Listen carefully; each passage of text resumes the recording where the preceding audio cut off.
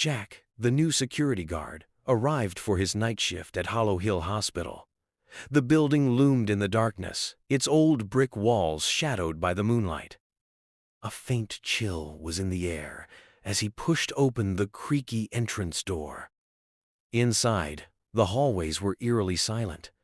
The fluorescent lights flickered occasionally, casting unsettling shadows on the walls. Jack's footsteps echoed as he walked to the security office. The security office was cramped and had a desk with old monitors displaying black and white CCTV footage of the hospital. One of the screens showed the empty pediatric ward. While watching the monitors, Jack heard faint laughter. Confused, he checked the cameras but saw nothing unusual. Curiosity got the better of him. Armed with a flashlight, Jack ventured into the pediatric ward where he thought the laughter had come from. A red ball rolled out of one of the empty rooms and stopped at Jack's feet.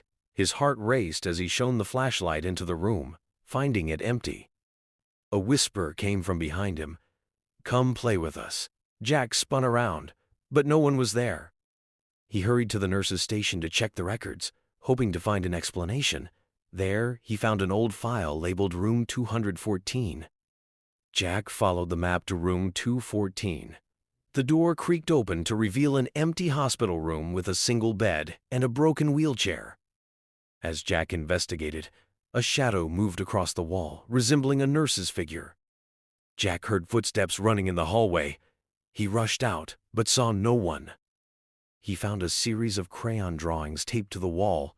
They depicted children playing with a dark figure. Suddenly, the lights began flickering violently, plunging the hallway into darkness before a dim light returned. A giggle echoed from behind him. He turned to see a small girl standing at the end of the hall, holding the red ball. Before he could speak, the girl vanished, leaving the ball rolling toward him. Back at the security office, the phone rang. When he answered, a voice whispered, "Room 214, now." Returning to Room 214, Jack saw a translucent figure of a nurse standing by the bed, her face sorrowful.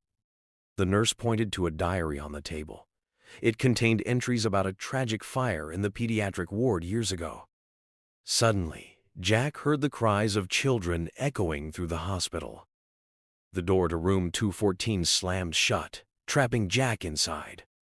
Jack turned to find the nurse's apparition still in the room, but now she was staring directly at him, her expression unreadable. As Jack flipped through the diary, he discovered the nurse had been accused of negligence during the fire but had tried to save the children. The room suddenly transformed, and Jack found himself in the middle of the blazing pediatric ward. He could see children crying and the nurse desperately trying to lead them to safety.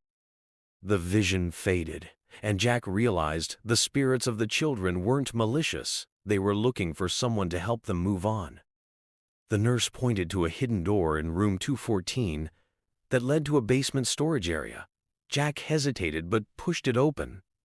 The basement was cold and filled with dusty, forgotten medical equipment. In the corner, Jack found a small box labeled Personal Effects. Inside the box, Jack found photos of the nurse with the children, along with her resignation letter dated the day after the fire. As he left the basement, the apparitions of the children and the nurse appeared in the hallway, blocking his way. Jack held up the box and promised to reveal the truth about the fire.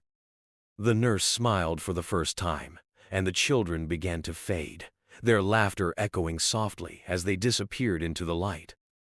As dawn broke, Jack sat outside the hospital, holding the diary and the box. He decided to deliver the truth to the authorities, ensuring the nurse's legacy and the children's stories would be remembered.